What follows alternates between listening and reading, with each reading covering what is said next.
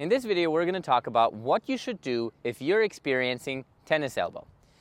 Now, first of all, let's talk about what tennis elbow is. Tennis elbow is pretty much pain that you experience on the side of your elbow here that sometimes radiates up or down the arm, and it keeps you from hitting the ball because every time you hit the ball, you feel pain.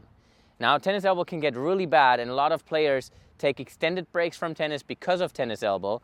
Some players play through it because it's not that bad yet, but in all of those cases, there's one thing they have in common, and that is bad technique.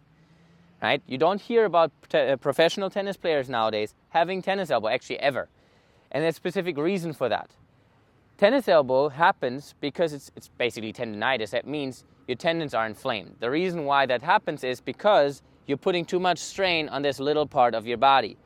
So if we're translating what that all means is you're hitting with your arm, and you shouldn't be, right? Because the arm muscles are not big enough to actually create all the power that you want to create on a consistent basis without causing inflammations in most people, right? So what we're trying to do instead of hitting with the arm, we need to fix our technique, right? We need to make sure that we're rotating with our upper body. Now, both Kata and I have practiced with a lot of players that experience tennis elbow, and most of the time they go to the doctors tell them to rest, they come back, they play again. In the beginning they have no pain if they're lucky, they play for a little bit more, play a little bit more intensely, and the tennis elbow comes back. Now, we're not doctors, so we can't tell you exactly what you should do, but we have experience in terms of these injuries with a lot of different players. Now, the best fix that we've experienced is simply working on your upper body rotation, letting the racket follow.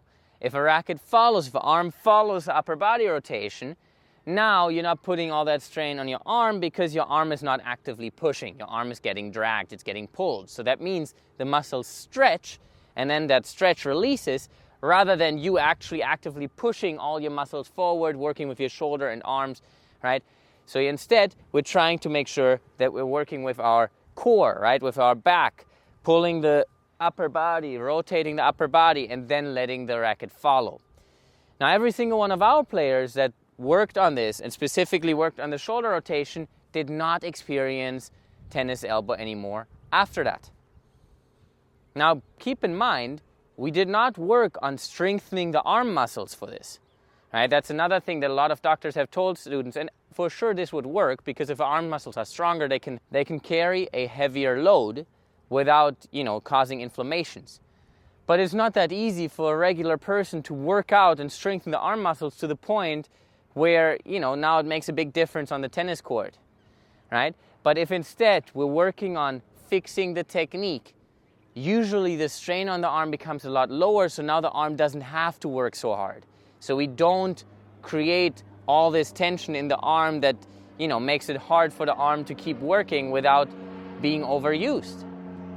So if you're learning to improve your technique and actually learn to rotate your upper body, you will probably end up like most tennis players that play on the professional tour without any arm pain in regards to tennis elbow. Hope you enjoyed this video. Please like and subscribe, and we'll see you guys soon.